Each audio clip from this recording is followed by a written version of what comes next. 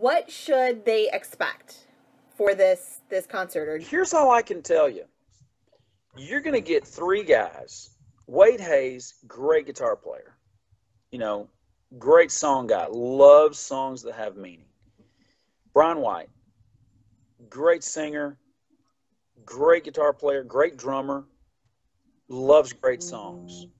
Mark Wills, mediocre singer, horrible dresser, at the same time, loves great songs. So, really, this entire show is going to be about the music. It really will be. It will be about the music. The whole thing will be about, representing the songs that these fans that are coming to hear, like they heard them on the radio. You're going to hear them, and yeah, they're going to be a little different versions of them, but all of us pride ourselves on being entertainers and being people who sing well. And so I think that's what you're going to get. You're going to get to hear three guys who love their songs, who love their fans, and want to get up there and represent the music as well as we can. Like anything else, when you go into these, you're a little bit nervous because you have no idea how they're actually going to work out. But I'm not the least bit worried that the folks who are coming to see the show are going to have a great time. They're going to hear a lot of country music hits, and they'll get to see three guys that really love their craft. I think they'll enjoy it. What is your favorite song to perform? Of all your hits, what's your favorite? That's a toughie, and I'll tell you why it's a toughie, because I have a lot of songs that have been people's life songs. Can't tell you how many people come up and they say, you sang my wedding song. And, and I jokingly mess with them and I go, what, don't laugh at me? And they're like, no, I do cherish you. Or we've had a lot of songs, I do cherish you being the biggest because it was one of the biggest wedding songs for that decade. 19-something being the number one played song of the year, the number two played song for the entire decade. Spent 7 weeks at number one. But all in all, from that, I would have to say Don't Laugh at Me is my favorite song. And the reason Don't Laugh at Me is my favorite song is because of how many people it's touched and the way that people relate to that tune. I was just talking with one of the local radio stations in Branson, and we were talking about that, and the lady asked me, she said, why is that your favorite song? And she went into a story about her when she was in like 6th or 7th grade. Her school learned Don't Laugh at Me, and they sang it in a chorus group. Mm-hmm. And very few of us country acts, very few country acts can ever have the distinguished honor of having a number one song in the country and at the same time having school choruses and youth groups and children's groups and the Special Olympics and all these different organizations take your song and use it sort of as their theme song. It doesn't happen very often. And so, I've been honored. I've been blessed throughout my entire career. But if I had to narrow my career down to one song, it would pretty much have to be Don't Laugh at Me. How do you keep that love of music going for 20 years? That's easier said than done. No, not really. And I'll tell you why. As a kid, I remember being, 5, 6, 7 years old and loving country music and literally sitting there watching the Academy of Country Music Awards, sitting there watching, the ACMs and all the shows that were on television. And I can remember just saying, man, that's what I want to do for a living. And, how many people at age 5 realize their life's dream and they can set their goal to accomplish it? Very, very few people. I'm trying to turn the light up so you can actually see me when I dip down in here into my desk.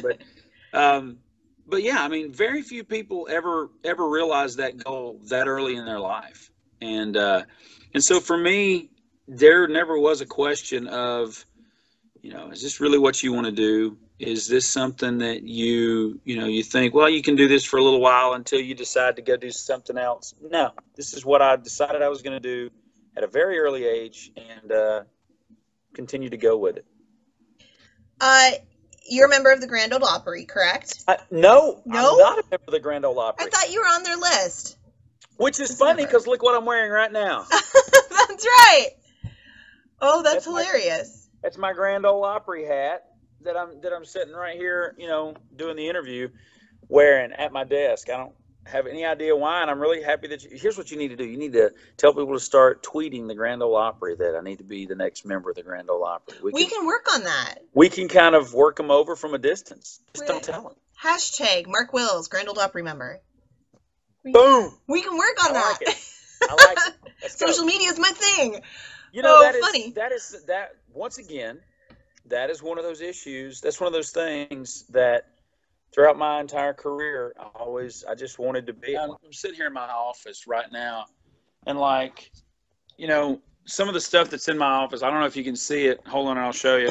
This is one of my favorite things. I don't know if you can see that. That's my George Jones 80th birthday at the Grand Ole Opry, hanging right next to my Daisy Duke.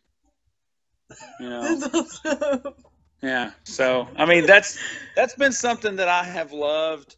I've always loved the tradition of the Opry. I've always loved the, just everything that goes along with it. What the people, I was heartbroken on January 2nd when we got the news that little Jimmy Dickens, had passed away. He was one of my very favorites. He was one of my daughters, my youngest daughter. It was literally her first boyfriend. And that's no lie. When the story is, and this honest to God happened, she was about 6 years old. We were at the Grand Ole Opry, and she's standing in the back, and little Jimmy comes up to her, and he says, if you ever knew Jimmy, he had a distinct walk, and he had a very distinct voice, and he goes, "Hello, princess. How are you today?" And she goes, "I'm doing good, Mr. Jimmy."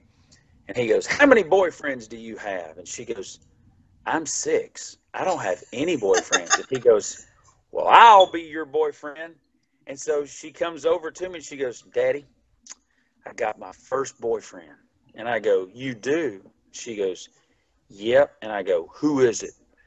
And she goes, "Little Jimmy Dickens." And I said, "Really?" And she goes, "Yep." And I go, "Well, I guess Daddy's going to be okay with that." And she goes, "Well, you know why he wants to be my boyfriend?" And I said, "No, why?" And she goes, "'Cause he's my size." And that was her thought process as to why little Jimmy Dickens wanted to be her boyfriend, So I've loved him forever. And back to what we were talking about the Grand Ole Opry. I love the tradition of it. I love what it stands for. I love what it's been to country music for so many years. And so, I hope to one day hold the golden microphone where they present me with the membership to the Grand Ole Opry. That'd be one of the neatest things throughout my career. Who is your biggest musical influence? I could walk you over to my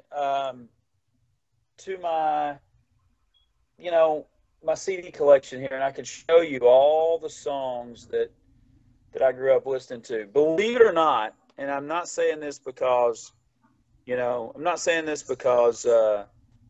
doing this tour with him, but I loved Brian when he first come out with Eugenius. I mean, his one of his songs is still to this day one of my all-time favorite songs. It was a Skip Ewing song. It's called "I'm Not Supposed to Love You Anymore." Mm-hmm. I love that song. Here's the funny thing about that song. My 16-year-old daughter, that's one of her favorite songs. I grew up from the era of Conway Twitty. I don't know if you can see it behind me, but I have a Conway 45 up on my wall for "Hello, Darling." Huge Conway fan, huge Ronnie Millsaps fan, huge Alabama fan, huge Kenny Rogers fan, Merle Haggard, George Jones, the music that was my childhood.